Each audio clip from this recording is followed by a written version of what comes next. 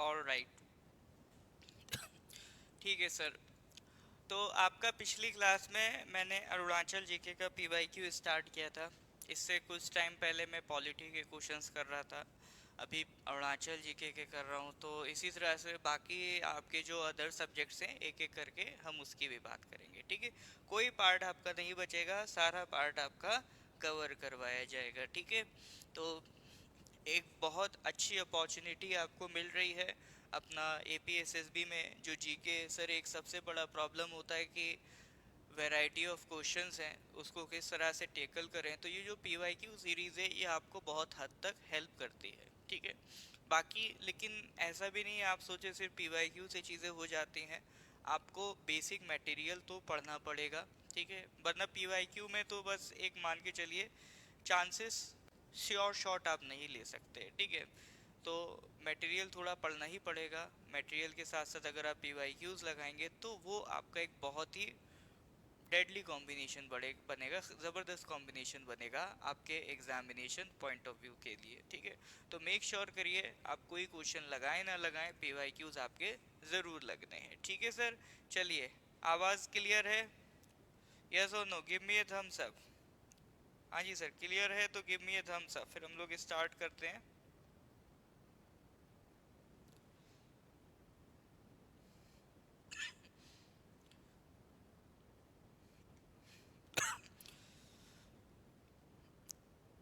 आ जाइए सर।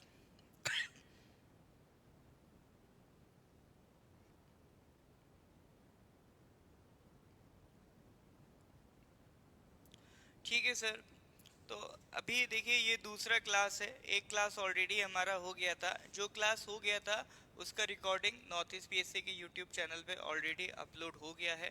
बाकी इसका जो पीडीएफ है, पीडीएफ भी हमने ऐप पर अपलोड करवा दिया है। ठीक है, पीडीएफ आपका ऐप पर आपको, वो सॉरी टेलीग्राम चैनल पे हमारा मिल जाएगा।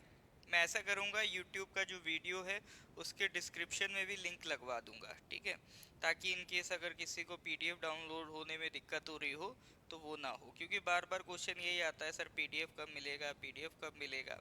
तो पीडीएफ सर कहीं नहीं गया है। ठीक है, पीडीएफ को लेके बहुत ज़्यादा चिंता नहीं किया करिए। हम पीडीएफ लेके कहाँ जाएंगे सर, आप ही के लिए बनाया है। ठीक है, हाँ जी बताइए, स्टार्ट करें? आ गए सब लोग? गुड इवनिंग जी, good evening. Thumbs up, all right. ठीक है, बीमार नहीं डियर, बीमार नहीं है, बस थोड़ा सा अभी मौसम बदलता है तो उसकी वजह से थोड़ा बहुत प्रॉब्लम हो जाती है, बाकी सब चंगा सी है। ओके, तो अभी तक अगर हम बात करें सर आपका सो फार, अच्छा एक बार वो मैं बता देता हूँ। देखिए नॉर्थ ईस्ट पीएससी में आपका सीजीएल और कांस्टेबल के लिए नए बैचेस लॉन्च हो रहे हैं। ठीक है, तो ये एक बहुत अच्छी अपॉर्चुनिटी है सर। 1000+ वैकेंसीज आपको मिली हैं, हर बार ऐसा मौका नहीं मिलता है। तो इस बार आप मेक श्योर कर लीजिए कि मई आपका एग्ज़ाम डेट है, तो डेडलाइन से पहले आप अच्छे से सिलेबस को मजबूत कर ले। तो मेक श्योर करिए आपका प्रिपरेशन अच्छा हो। तो नॉर्थ ईस्ट पीएससी ऑलरेडी जो 600+ सिलेक्शन अचीव कर चुका है, that is ready to mentor for आपका कांस्टेबल एंड सीजीएल एग्ज़ाम। तो बाकी इसके रिगार्डिंग जो भी डिटेल है तो स्क्रीन पर आपको कॉन्टैक्ट नंबर दिख रहा होगा, उन पर कॉल या व्हाट्सएप करके आप सारी जानकारी ले सकते हैं। ठीक है, चलिए। तो अभी अगर हम लोग बात करें सो फार, अभी हम लोगों ने कुछ क्वेश्चंस ऑलरेडी डिस्कस कर लिए थे। तो कहाँ तक डिस्कशन हो गया था सर, देख लेते हैं एक बार। आई थिंक कुछ 15-18 क्वेश्चंस हम लोगों ने कर लिए थे। ठीक है, कुछ 15 वगैरह क्वेश्चंस हम लोगों ने कर लिए थे। उसके आगे के क्वेश्चंस हमें डिस्कस करने थे। ठीक है, तो ये है सर दिबांग रिवर ब्रिज। ठीक है, ये वाला क्वेश्चन था। लास्ट क्वेश्चन जो हमने करा था ये था सर आपका क्वेश्चन नंबर 16। ठीक है, question number 16, first speaker of Arunachal assembly, इसको हमने डिस्कस किया था। तो इससे रिलेटेड बहुत सारी चीज़ें डिटेल में हमने आपका फैक्ट में यहाँ पर डिस्कस कर ली थी। नेक्स्ट आता है सर आपका क्वेश्चन नंबर 17। तो क्वेश्चन नंबर 17 में अगर मैं आपसे सॉरी, क्वेश्चन नंबर 17 में अगर मैं आपसे बात करूं, Dibang river bridge is the dash longest bridge above water in India. Dibang bridge is the dash longest bridge above water in India. मतलब कितना लॉन्गेस्ट है, फर्स्ट लॉन्गेस्ट है, सेकंड लॉन्गेस्ट ब्रिज है इंडिया का। तो ये क्वेश्चन आपका आया है CGL 2023, जल्दी बताइए। करंट अफेयर्स सर, ऐसा करिए, करंट अफेयर्स फोकस करिए जनवरी से, ठीक है, जनवरी से करिए। मैं करंट अफेयर्स आपका डिस्कस करा दूंगा, ठीक है। आगे मैं कुछ क्लासेस आपका करंट अफेयर्स की भी लेता रहूंगा, तो करंट अफेयर्स भी प्रिपेयर करते रहिए।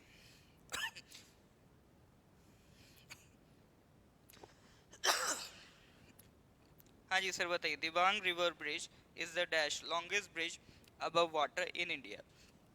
तो इसके करेक्ट आंसर की अगर हम बात करें तो करेक्ट आंसर इज सेकंड, ठीक है। तो Dibang bridge is the second longest bridge in India. उसके अलावा अगर मैं आपसे बात करूं तो देखो आपका दिबांग रिवर ब्रिज ये कितना लंबा है, 6.2 किलोमीटर लॉन्ग ब्रिज है अरुणाचल प्रदेश में। तो it is the second longest bridge in above water in India, ठीक है। ओवरऑल इंडिया की बात करेंगे तो सेकंड लॉन्गेस्ट ब्रिज है, और अरुणाचल की अगर हम बात करेंगे तो it is the longest bridge, ठीक है। अरुणाचल की बात करेंगे तो it is the longest bridge, ठीक है। तो आपका ये जो ब्रिज कहाँ पर है, lower Dibang valley, it is the longest in Arunachal Pradesh and second longest in India. तो अब मेरे को आप कमेंट में बताइएगा विच is the longest bridge in India, ठीक है। ये तो सेकंड लॉन्गेस्ट ब्रिज हो गया आपका दिबांग, लॉन्गेस्ट ब्रिज कौन सा होगा, कमेंट में मेरे को जरा बताइए, ठीक है। तो ये हो गया सर आपका क्वेश्चन नंबर 17। आगे बढ़ते हैं अगले क्वेश्चन की तरफ, क्वेश्चन नंबर 18, ठीक है। Question number 18, college of horticulture and forestry is situated at, college of horticulture and forestry is situated at dash in Arunachal Pradesh. देखो मैंने आपको कल बताया था कि अरुणाचल जीके में एक सेक्शन किस पे आता है, एक सेक्शन आता है पर्सनालिटीज पे, और एक सेक्शन होता है इंस्टीट्यूशन बेस। कोई इंपॉर्टेंट इंस्टीट्यूशन है अरुणाचल की, उस पर भी क्वेश्चन देखने को मिल जाते हैं। तो यही क्वेश्चन है, हॉर्टिकल्चर और एग्रीकल्चर का कॉलेज है, is situated at dash in Arunachal Pradesh. बताइए सर, ईटानगर, आलो, जीरो या फिर पासीघाट। तो ये आपका ऑलरेडी CGL 2023 का आया हुआ क्वेश्चन है। डियर, मैंने current affairs PDF already send कर दिया था, आपका टेलीग्राम पे भी कर दिया था, ठीक है ना।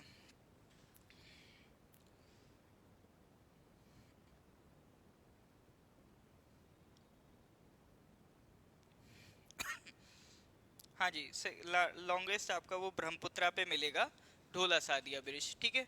चलिए तो हम बात करते हैं सर कॉलेज ऑफ हॉर्टिकल्चर। तो करेक्ट आंसर इज पासीघाट, ठीक है। तो आपका सेंट्रल एग्रीकल्चरल यूनिवर्सिटी है, उसके अंदर आपका एक कॉलेज आता है, college of horticulture and forestry. ये कहाँ पर है आपका पासीघाट में। सॉरी। नेक्स्ट आओ क्वेश्चन नंबर 19 पर, when did Arunachal Pradesh become full fledged state. ये तो सर बिल्कुल आसान सवाल है। देखो ये आपका फायरमैन मिनरल गार्ड आपका जो 2023 में हुआ था, है ना। पहले फायरमैन नाम से होते थे, मिनरल गार्ड नाम से होते थे, अब ये सारी चीज़ें CSL में कंबाइंड हो गई हैं, ठीक है। तो आपका when did Arunachal Pradesh become full fledged state, ये तो सर खाता खोल देने वाला सवाल है, अगर एक भी सवाल नहीं बन रहा है तो इसको बना लो, ठीक है। तो करेक्ट आंसर इज 1987। तो देखो ये सब तो हमको पता है कि सर 20 फरवरी 1987 को Arunachal Pradesh became full state, है ना। स्टेटहुड डे भी हम 20 फरवरी को सेलिब्रेट करते हैं।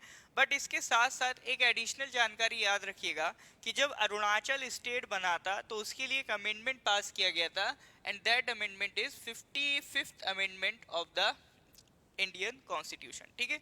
तो वो अमेंडमेंट कौन सी है sir, 55th amendment of the Indian constitution.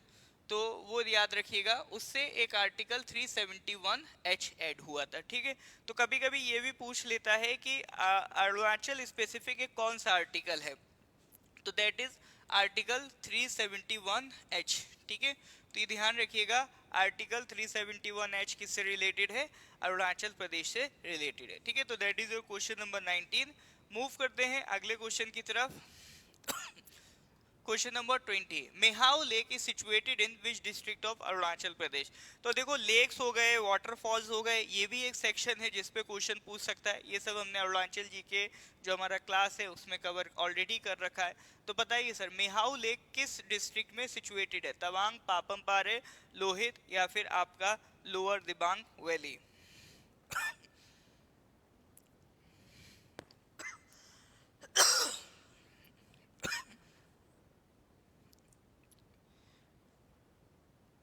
हाँ जी, मेहाऊ लेक कौन सा डिस्ट्रिक्ट में? जल्दी से करेक्ट आंसर बताइए।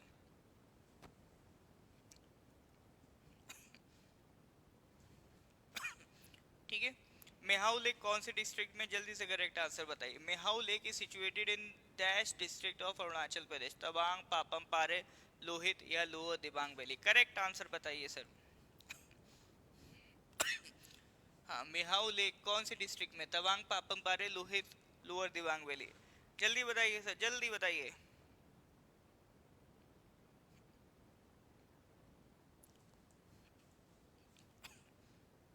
Correct answer is lower Dibang valley. ठीक है, करेक्ट आंसर क्या है? Lower Dibang valley. ध्यान रहेगा सर, मेहाऊ लेक कहाँ पर सिचुएटेड है? Correct answer is lower Dibang valley.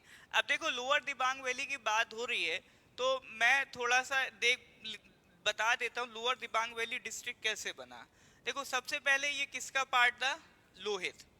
Arunachal Pradesh में सबसे पहले 5 डिस्ट्रिक्ट्स थी। ठीक है, तो आप देखोगे 1965 में अरुणाचल प्रदेश में कितनी डिस्ट्रिक्ट्स बनी थी? 5 डिस्ट्रिक्ट्स बनी थी। ठीक है, ये आपका लोहित था, तिराप था, कामेंग था, सुबानसरी था। ठीक है, ये क्या थी? टोटल आपका उस टाइम पे 5 डिस्ट्रिक्ट्स थी। तो 1965 से फिर धीरे धीरे इनका बाइफर्केशन हुआ। ये सवाल भी एक बार एग्जाम में आपसे पूछ चुका है कि 1965 में कितना डिस्ट्रिक्ट्स है। ठीक है, इस तरह का सवाल भी पीवाईक्यूज में देखने को मिलेगा। तो लोहित था आपका 1980 तक। ठीक है, लोहित कौन सा वाला इलाका है? बाई मैप अगर आप देखोगे तो दैट इज योर लोहित वाला इलाका। ठीक है, तो पहले पूरा ये जो ईस्टर्न साइड में मेनली कौन सा रीजन था? लोहित वाला रीजन था। एक लोहित वाला था, फिर एक आपका ये तिराप वाला रीजन था। ठीक है, ईस्टर्न साइड में मेनली। फिर आप देखोगे 1980 में क्या हुआ? 2 पार्ट हो गए, एक तो लोहित रहा और दूसरा क्या बना? आपका दिबांग वैली। ठीक है, ये जो आप देख रहे हो दिबांग वैली। ठीक है, ये रीजन क्या बना? दूसरा पार्ट हो गया। एक तो ये लोहित रहा और दूसरा क्या बना? ये दिबांग वैली। फिर आगे चल के ये जो दिबांग वैली है तो 1980 में दिबांग वैली बना। फिर आगे चल के 2001 में फर्दर बाइफर्केशन हुआ। आपका जो दिबांग वैली है वो 2 पार्ट में बाइफर्केट हो गया, एक दिबांग वैली और एक लोअर दिबांग वैली। ठीक है, तो यानी पहले आप ये देखो, ये पूरा लोहित है ना, ये Dibang valley, lower Dibang valley, पहले ये पूरा पोर्शन है। फिर उसके बाद क्या हो रहा है सर? उसके बाद आप देखोगे 1980 में ये पोर्शन अलग हो गया। फिर 1980 के बाद 2001 में क्या हुआ? 2001 में ये पोर्शन फर्दर डिवाइड हो गया, Dibang valley and lower Dibang valley. ठीक है, तो बात याद रहेगी। कभी कभी इस तरह के क्वेश्चन पूछ लेते हैं, पिछली क्लास में ही ऐसे हमने एक क्वेश्चन देखा था। ठीक है, याद रहेगा? क्लियर है? Give me a thumbs up. हाँ जी सर, क्लियर है तो give me a thumbs up.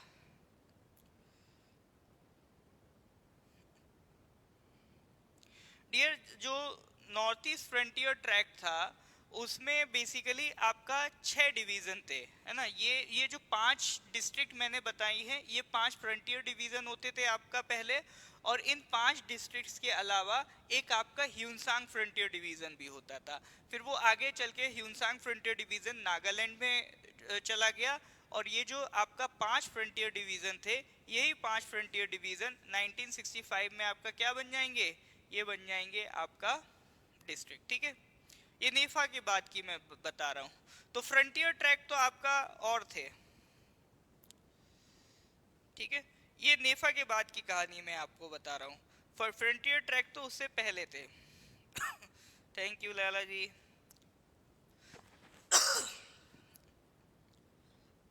चलिए क्वेश्चन नंबर 21 पे आ जाइए। 21 क्या कह रहा है? This festival of Arunachal Pradesh is organise in the villages with the aim of providing supernatural protection to the crops so as to have good harvest. Question number 21 बताइए sir क्या होगा करेक्ट आंसर। क्वेश्चन नंबर 21 क्या कह रहा है which this festival of Arunachal Pradesh is organized in the villages with the aim of providing supernatural protection to the crops so as to have good harvest। Sangken, रे, तमादू या शोकोर।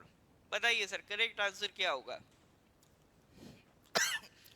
बताइए sir. This festival of Arunachal Pradesh is organised in the villages with the aim of providing supernatural protection to the crops sown so as to have good harvest. Sanken, Reh, Tamladu, Shokar. चार option दिए, correct answer बताइए।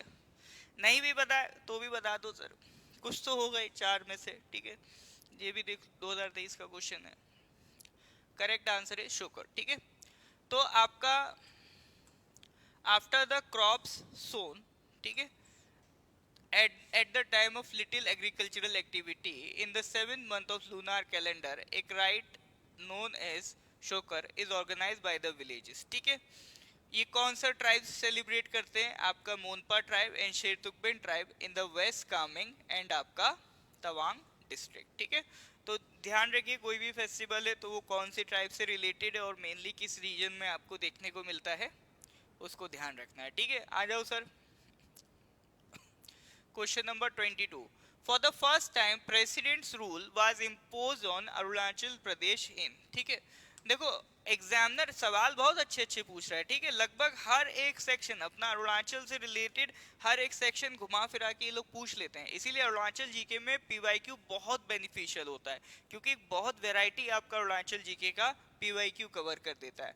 बताइए sir. For the first time president's rule was imposed on Arunachal Pradesh in 1979, 1972, 1989 या फिर आपका 1983। बताइए sir correct answer क्या होगा।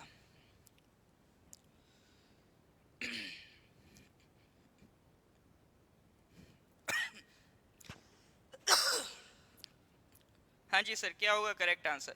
For the first time president's rule was imposed on Arunachal Pradesh इन 1979, 72, 89, 83। क्या है सर करेक्ट आंसर।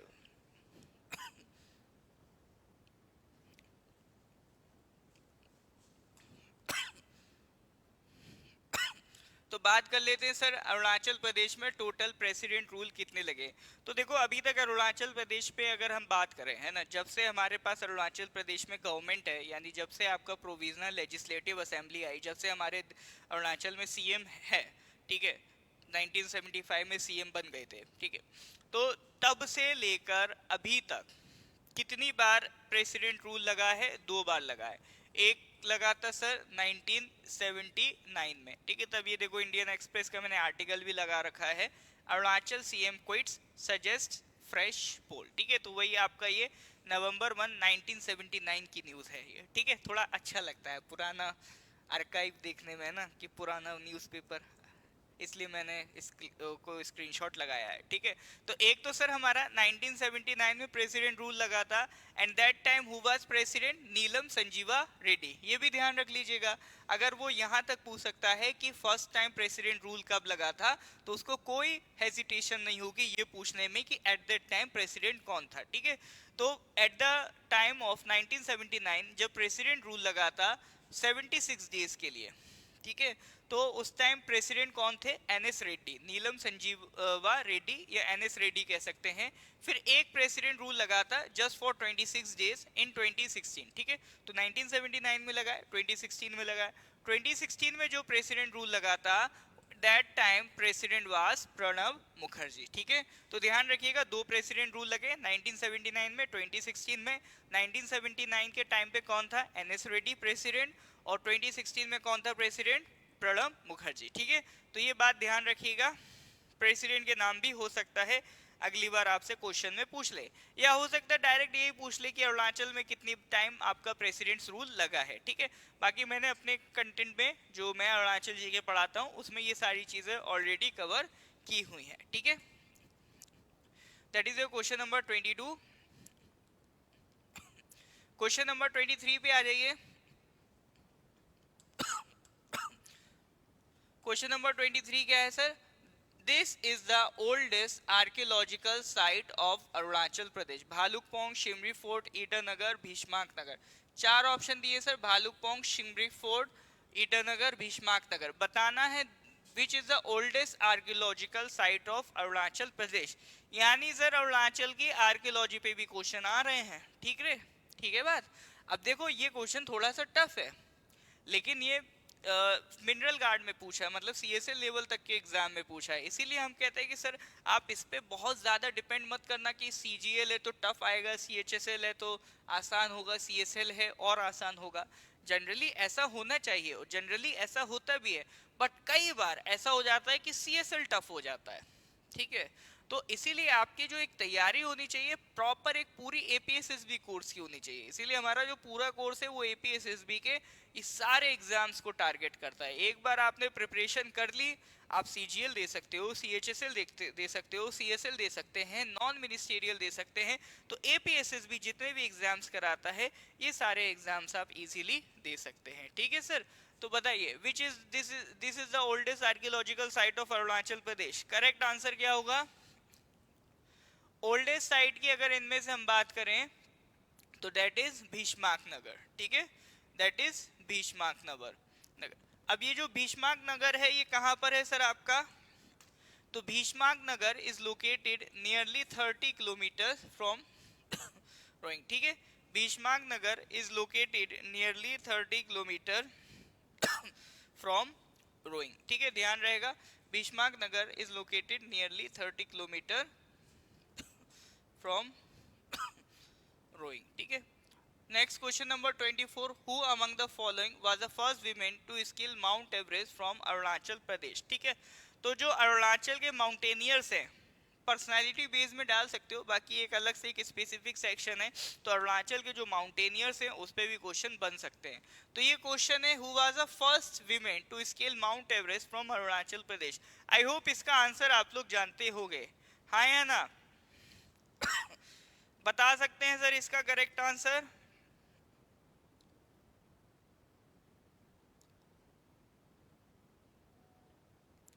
हाँ जी सर, इसका करेक्ट आंसर कोई बता सकता है?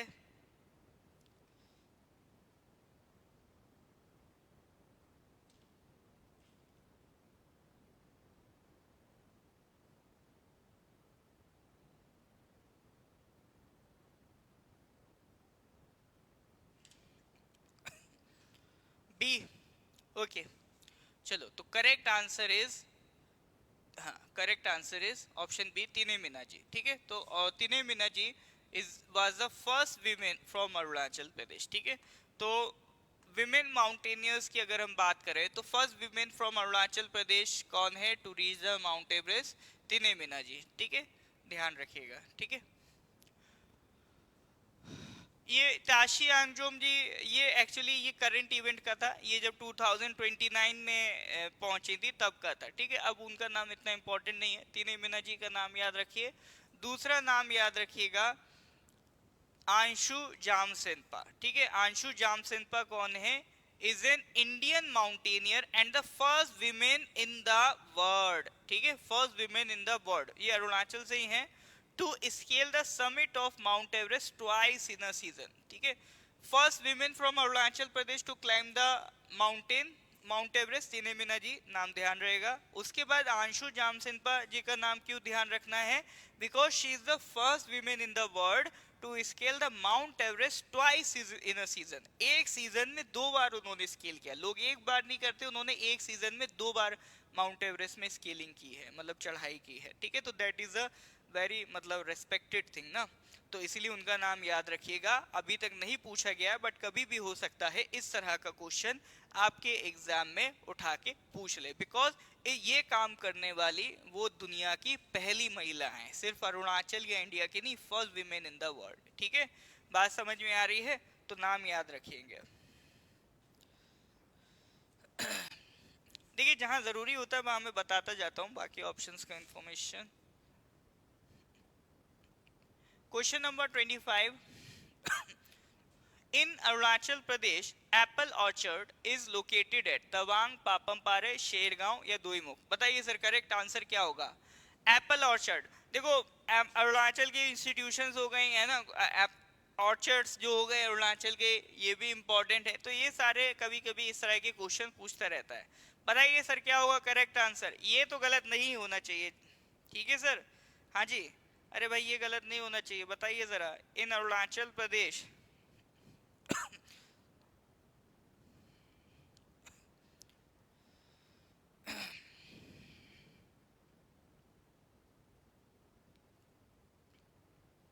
in Arunachal Pradesh, apple orchard is located at sorry Tawang, पापमपारे, Shergaon, Doimukh, ठीक है? तो करेक्ट आंसर इज शेरगांव, ठीक है? तो जो एप्पल ऑर्चर्ड है कहाँ पर लोकेटेड है? तो correct answer is Shergaon. The government run apple orchard at Shergaon is one of the biggest in the state where more than 42 different varieties of apple are grown. आप में से कितने लोग एप्पल ऑर्चर्ड जो शेरगांव में है उसमें विजिट किए हैं? एक बार कमेंट करके बताइए। अब देखो शेरगांव की अगर हम बात करें,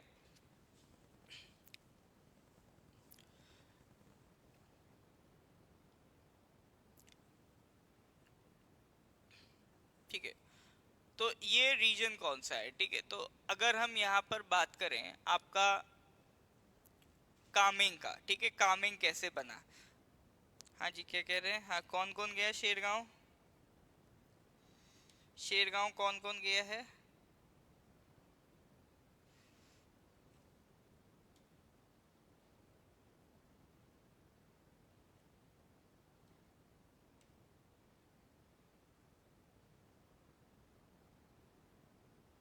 हाँ जी, ओके। तो शेरगांव आपका जो आता है that is in the waste Kameng district, ठीक है? कौन सा डिस्ट्रिक्ट है? West Kameng district. तो इसीलिए मैंने कामेंग का भी डिवीजन आपका बना लिया, जिस तरह से मैंने लोहित का बनाया था, ठीक है? लोहित आपका किस तरह से दो पार्ट्स में डिवाइड हुआ, पहले लोहित दिबांग वैली, फिर दिबांग वैली फर्दर डिवाइड हुआ दिबांग आपका दिबांग वैली, और नीचे वाला पोर्शन आपका लोअर दिबांग वैली, ठीक है? तो इसी तरह से कामेंग का डिवीजन हुआ। जो कामेंग वाला रीजन था वो दो पार्ट्स में डिवाइड हुआ, ईस्ट कामेंग और आपका वेस्ट कामेंग। तो 1965 में जो 5 डिस्ट्रिक्ट्स थे उसमें से एक लोहित था, तो एक कामेंग भी था। तो कामेंग फर्दर 1980 में दो पार्ट्स में डिवाइड हुआ, ईस्ट एंड वेस्ट। फिर आगे चल के जो वेस्ट कामेंग था 1984 में, वो फर्दर दो पार्ट्स में डिवाइड हुआ, वेस्ट कामेंग, और एक बना आपका तवांग, ठीक है? तो ये ध्यान रखिएगा, है ना? तो आपका जब ब्रिटिशर्स आए थे तो ये पूरा एरिया क्या कहलाता था? नेफा कहलाता था।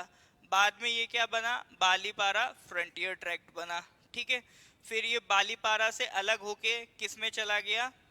सेला सब एजेंसी में चला गया। फिर 1954 में जो सेला सब एजेंसी था उसी का नाम बदल के क्या हो गया? कामेंग फ्रंटियर डिवीजन हो गया। फिर यही कामेंग फ्रंटियर डिवीजन क्या बनता है? 1965 में आपका कामेंग डिस्ट्रिक्ट बनता है। फिर कामेंग से दो डिस्ट्रिक्ट्स निकले, ईस्ट और West Kameng. West Kameng further divide हुआ दो डिस्ट्रिक्ट्स में, वेस्ट कामेंग एंड आपका तवांग, ठीक है? तो आप इमेजिन कर रहे हो कहाँ से शुरुआत हुई थी सर? बालीपारा से, ठीक है? तो ये फर्दर आपका इस तरह से इवोल्यूशन होता रहा है। तो ये क्या है? देखो एक साथ में बताऊंगा तो कई बार बोरिंग होता है, तो कहीं पर इस तरह की बातचीत हुई तो मैंने एक एडिशनली पॉइंट्स ऐड कर दिया। तो ये सारा क्या है? आपका एडिशनल जो जीके है वो उसमें कवर हो रहा है, ठीक है? तो ये करने से आपको अरुणाचल जीके में बहुत हेल्प मिलने वाली है। नेक्स्ट ईयर में जाना है, बहुत अच्छी बात, ठीक है सर? क्लियर है यहाँ तक? क्लियर है तो सर गिव मी ए थम्स अप। यहाँ तक कोई डाउट है तो पूछ लीजिए, यहाँ तक क्लियर है तो गिव मी ए थम्स अप। तो ये सारी मैंने चीज़ें मेंशन कर दी हैं कि सर अगर वेस्ट कामेंग में जाने का प्लान हो तो what are the places of interest, है ना? आपका देखो 0 पॉइंट नीचिपू है, आपका मोनेस्ट्री है, हॉट स्प्रिंग है दिरांग में, शेरगांव में जाओगे तो रूपा केव्स है, मोर्शिंग में जाओगे तो गोम्पा है। तो ये सारे आपके फेमस फेमस जगह हैं इन वेस्ट कामेंग डिस्ट्रिक्ट, और ये आपका वेस्ट कामेंग रीजन में मेजर ट्राइब्स हैं। तो ये सारी चीज़ें मैंने आपका यहाँ पर एडिशनली मेंशन कर दी हैं। आगे बढ़ते हैं सर क्वेश्चन नंबर 26 पे। Which among the following national highway connects Tawang to Pasighat? ये भी क्वेश्चन आपका पूछ चुका है 2023 मिनरल गार्ड के एग्जाम में। बताइए which among the following national highway connects Tawang to Pasighat? क्या होगा सर करेक्ट आंसर?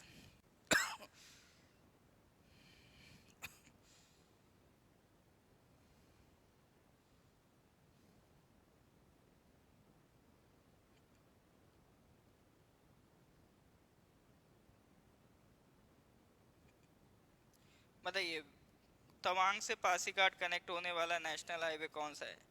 जल्दी से करेक्ट आंसर बताइए।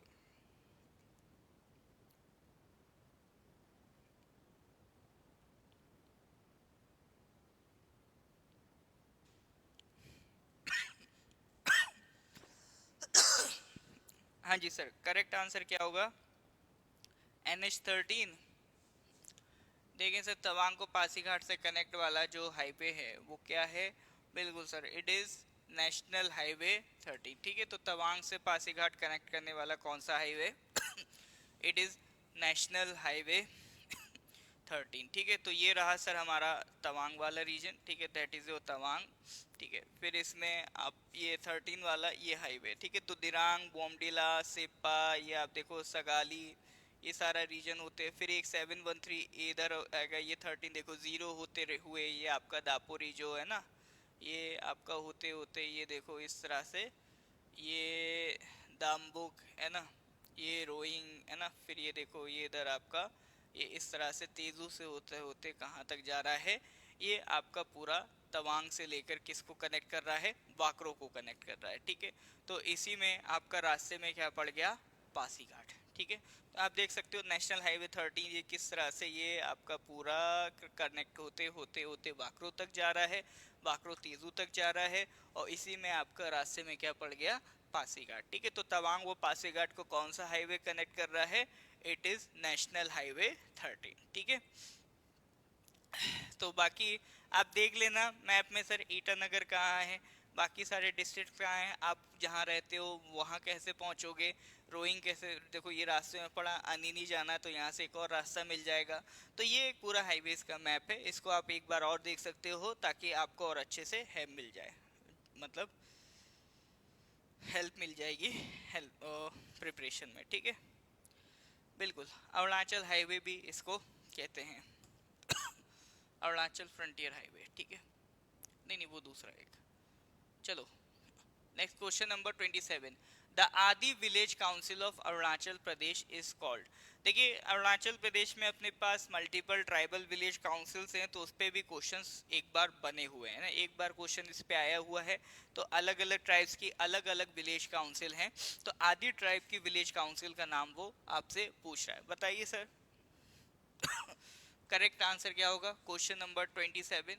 तो करेक्ट आंसर इज केबांग। ठीक है, तो केबांग है जो आपका आदि विलेज काउंसिल है, उसका नाम क्या है? केबांग है। ठीक है, तो आपका जो जो भी आदि विलेजेस होते हैं सब में एक आपका विलेज काउंसिल है जिसका नाम क्या है? केबांग है। तो वहाँ का जो विलेज का एडमिनिस्ट्रेशन है कौन देखता है? आपका ये केबांग देखेगा। ठीक है, तो इसमें कौन होते हैं? हेडमैन होते हैं। हेडमैन कौन होते हैं आपका? उनको कहते हैं गांव पुराज। ठीक है, गांव पुराज होते हैं, फिर उसमें आपका एल्डर पीपल होते हैं विलेजेस के, वो सब मिलके विलेज के डिसीजन लेते हैं। तो that is about tribal village council. Next आते हैं क्वेश्चन नंबर 28 पर।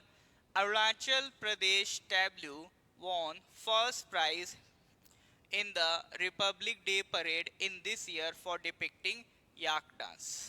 ठीक है, देखो अरुणाचल प्रदेश आपका रिपब्लिक डे परेड में अवार्ड जीत चुका है, तो उसमें क्या डिस्प्ले किया था? याक डांस किया था। देखो हर साल 26 जनवरी को क्या है, कुछ कुछ स्टेट्स, सारे स्टेट्स नहीं, कुछ कुछ स्टेट्स टर्न बाय टर्न उनको बोला जाता है आप अपने स्टेट्स को रिप्रेजेंट कर रहे हैं। तो ये उस स्टेट गवर्नमेंट के ऊपर होता है कि वो अपने स्टेट का कौन सा कल्चर, कौन सा आर्ट उसमें डिस्प्ले करती है। ठीक है, तो जो अरुणाचल के लिए जो टेबलू था उसमें क्या डिपिक्ट किया गया था? याक डांस डिपिक्ट किया गया था। ठीक है, तो सवाल ये है कि उस याक डांस के लिए फर्स्ट प्राइज भी मिला था रिपब्लिक डे परेड में अरुणाचल के उस टेबलू को। तो ये कब की बात है? That is a simple question. हाँ जी सर, तो इसका करेक्ट आंसर क्या होगा? Correct answer is 2017। ठीक है, तो इसका करेक्ट आंसर क्या है सर आपका? 2017। तो 2017 का जो रिपब्लिक डे परेड था उसमें आपका याक डांस को डिपिक्ट किया गया था। तो याक डांस कहाँ से आया है? It is famous of the Mahayana sect of Buddhist tribes. ठीक है, तो ये कहाँ से आया है? जो आपका महायान बुद्धिज्म है वहां से आया है। ठीक है, कौन से फेस्टिवल में ये डांस परफॉर्म किया जाता है? During the Losar festival. देखो एक टाइप ऑफ क्वेश्चन मैंने जो नोटिस किया है, फेस्टिवल्स में वो ट्राइब नहीं पूछ रहा है, क्योंकि वो जान रहा है आप लोग बता दोगे। फेस्टिवल्स में वो जनरली क्या पूछ रहा है, आपका डांस पूछ रहा है। एक दो बार डांस पे ही सवाल आए हैं, ठीक है। तो कोशिश करिएगा ध्यान रहे कि कौन सा फेस्टिवल में कौन सा डांस होता है, ठीक है। तो जैसे ये जो याक डांस है, ये कौन से फेस्टिवल में होता है, लोसार फेस्टिवल में होता है, ठीक है सर। चलिए ध्यान रहेगा। हाँ जी सर, यहाँ तक कोई डाउट है? यस और नो क्लियर है तो गिव मी ए थम्स अप। ठीक है, यहाँ तक क्लियर है तो फिर हम लोग आगे बढ़ते हैं। Question number 29। क्वेश्चन नंबर 29 क्या कह रहा है, dash is the state bird of Arunachal Pradesh, peacock, hornbill, parrot, none of the above. क्या पूछ रहा है sir, dash is the state bird of Arunachal Pradesh. बताइए इनमें से अरुणाचल का स्टेट बर्ड कौन सा है। हाँ जी सर, क्या होगा करेक्ट आंसर, इनमें से अरुणाचल प्रदेश का स्टेट बर्ड कौन सा है। ये तो सर खाता गोल देने वाला सवाल है, हाँ या ना। तो ये तो सर टफ नहीं लगना चाहिए, ये तो आसान ही है। यस और नो, ये तो सर अपना आसान है। बताइए, dash is the state bird of Arunachal Pradesh, peacock, hornbill, parrot या फिर नन ऑफ द अबव। क्या होगा सर करेक्ट आंसर।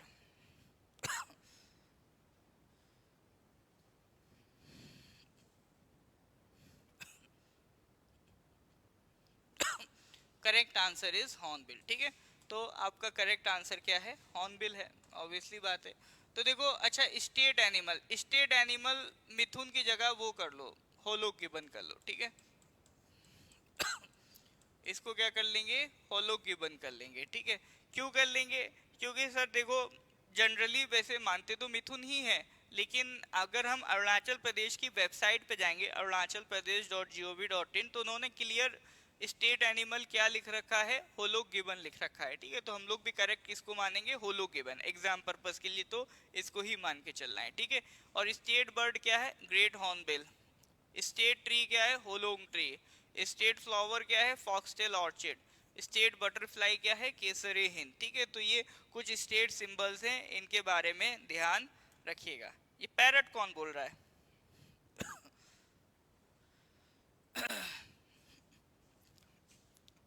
चलिए नेक्स्ट क्वेश्चन पे आते हैं sir. Question number 30, dash is a war monument build with stone by the Adis to fight against the Britishers in 1894 AD. बताइए sir, एक मॉन्यूमेंट बनाया गया, एक वॉर मॉन्यूमेंट बनाया गया स्टोन से, जो आदि ट्राइब्स है उन्होंने बनाया है, to fight against the Britishers in 1894 AD, ठीक है। तो 1894 एडी में सर एक लड़ाई हुई थी। अच्छा, मेरा आंसर बी या डी ही क्यों है, बहुत अच्छी ऑब्जर्वेशन कर रहे हैं। देखो ना ही मैंने क्वेश्चन बनाए हैं ना ही मैंने ऑप्शन बनाए हैं, ठीक है। ये अरुणाचल जीके के क्वेश्चन है जो आपका एपीएसएसबी पूछ चुका है, तो ये सवाल आपको एपीएसएसबी से पूछना चाहिए, ठीक है। कुछ लोगों को हिंट मिल गई, अच्छा तो बी या डी लगाना है आंसर, ठीक है। तो जो आदि ट्राइब ने लड़ाई लड़ी थी अगेंस्ट ब्रिटिशर्स, उसको मेमोराइज करने के लिए एक वॉर मॉन्यूमेंट बनाया गया है, जिसका नाम क्या है, बोंगल याबगो, ठीक है। क्या नाम है sir, Bongal Yabgo war memorial है, जो किसने बनाया, आदि ट्राइब ने बनाया in the 19th century to fight against the British. और वो लड़ाई कौन सी थी, थर्ड एंग्लो अबोर वॉर, ठीक है। वो लड़ाई कौन सी थी, थर्ड एंग्लो अबोर वॉर, ठीक है। तो आपका जनवरी 21 1894 को ये आपका लड़ाई हुई थी एट बोंगल याबगो। तो बोंगल याबगो पे ये लड़ाई हुई थी, उसी की याद में ये मेमोरियल आपका बनाया गया है, ठीक है। अब मेरे को कमेंट सेक्शन में बताइए, जो बोंगल याबगो है ये कौन सी डिस्ट्रिक्ट में है। हाँ जी सर, ये बोंगल याबगो जो लोकेशन है ये आपका कौन सी डिस्ट्रिक्ट में आता है, जरा कमेंट करके मेरे को बताइए। क्लियर है तो आगे बढ़ें sir.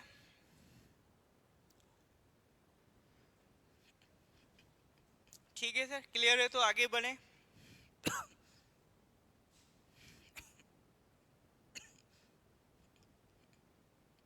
Question number 31, who was the first recipient of Arunachal Ratna award. ठीक है, ये आपका एमटीएस 2023 में आया हुआ क्वेश्चन है। ठीक है, तो ये जो पहले एमटीएस के अलग एग्जाम होते थे, फायरमैन के अलग एग्जाम होते थे, अब ये सब कलेक्टिवली किसके अंदर आ गए हैं?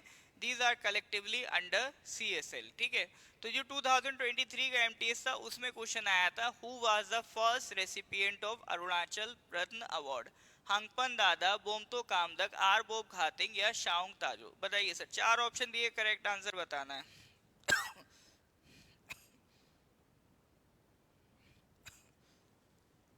Who was the first recipient of Arunachal Ratna Award? Correct answer is Bomto Kamdak. ठीक है, करेक्ट आंसर क्या है? बोमतो कामदक। तो Bomto Kamdak was confirmed the first Arunachal Ratna award to DS, है ना? तो किसको दिया गया था? He was a DSP Bomto Kamdak. ठीक है, पॉस्टुमसली दिया गया था। पॉस्टुमसली का मतलब आफ्टर द डेथ, अगर किसी की डेथ के बाद कोई अवार्ड दिया जाता है तो वो कहलाता है पॉस्टुमसली। देखो, बोमतो कामदक जी को क्यों दिया गया था?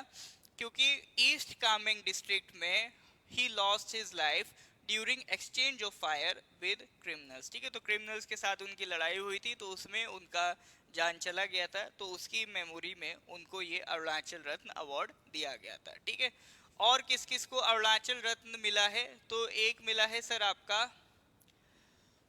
मेजर रालिंग नाउ बोब खातिंग जी। ठीक है, तो मेजर बोब खातिंग एक बहुत इंपॉर्टेंट नाम है अरुणाचल की हिस्ट्री में, उनको भी ये अवार्ड मिला था 2021 में, क्योंकि उनका एक बड़ा रोल था। तवांग को इंडियन एडमिनिस्ट्रेशन में इंक्लूड करने में उनका एक बड़ा रोल था, और वो भी बहुत ही पीसफुली किया था, बिना किसी वॉर के किया था। इसीलिए major Bob Khathing is a very big name in Arunachal, और पूरी अरुणाचल नहीं, इंडिया की हिस्ट्री में एक बड़ा नाम है। ठीक है, और 2022 में किसको मिला था? के ए राजा को मिला था। के ए राजा कौन थे? याद करो, कल मैंने पूछा था, अरुणाचल जब आपका यूनियन टेरिटरी बना है 1972 में, तो उस टाइम अरुणाचल का फर्स्ट चीफ कमिश्नर कौन था? तो इट वाज के ए राजा।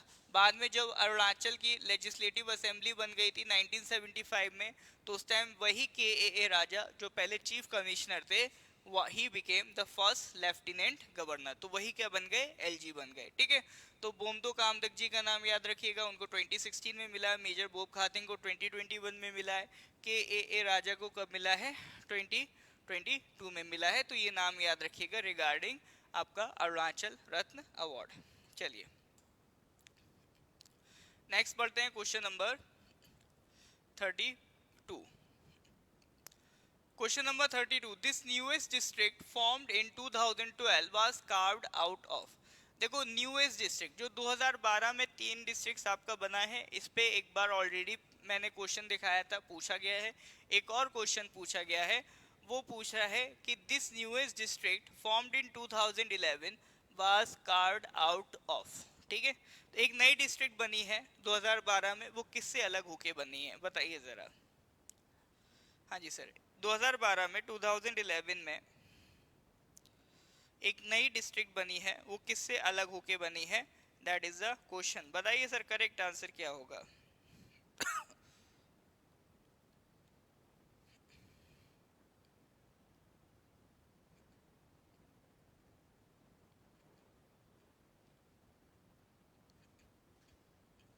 हाँ जी सर, करेक्ट आंसर क्या होगा? तो करेक्ट आंसर की अगर मैं बात करूं तो ये किससे अलग होके बनी है?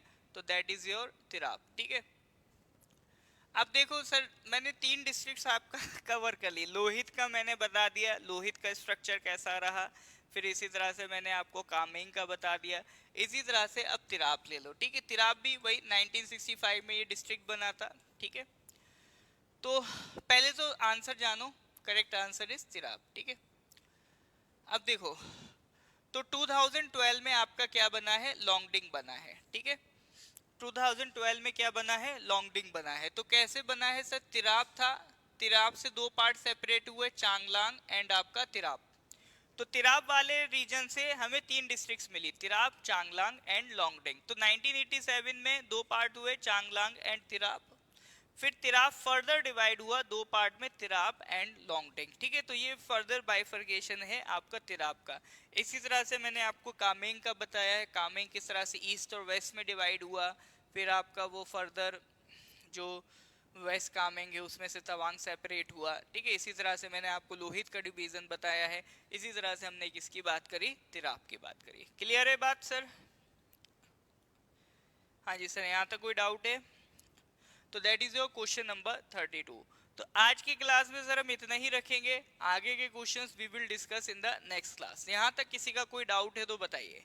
हाँ जी सर, आगे के क्वेश्चन हम लोग फिर अगली क्लास में करेंगे। यहाँ तक किसी का कोई डाउट है तो बताइए।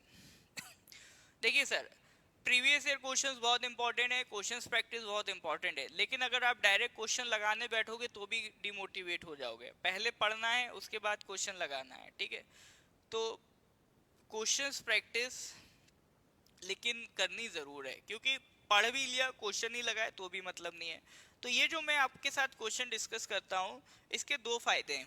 एक फायदा तो ये आपको आइडिया लग रहा है कि सर हाँ एपीएसएसबी किस तरह के क्वेश्चंस पूछ रहा है या आने वाले टाइम में किस तरह के पूछेगा, तो एक आपको डायरेक्शन मिल रही है, इस तरह के क्वेश्चंस आ रहे हैं।